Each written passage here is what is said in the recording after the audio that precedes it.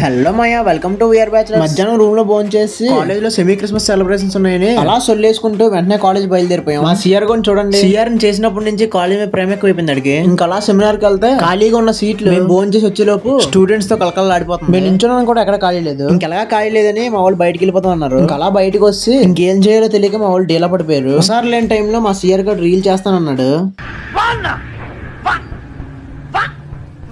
మొత్తానికి ఏదో బాధపడి రీల్ షూట్ చేస్తాం. ఈ లోపు మా ముందు నుంచి అమ్మాయిలు వెళ్ళడం చూసి మా హరిగాడు సత్తిగడ వాళ్ళు టాలెంట్ బయట పెడుతున్నారు. ఆ దారుణాలన్నీ మా చింటిగాడు చూసి షాక్ అయ్యాడు. కాసేపటికి నాక్ అయ్యాడు. ఇట్టాడిదేదో అవుద్దని అన్నిసార్లు అడిగారు, ఎక్కడికి వెళ్తున్నావు అని.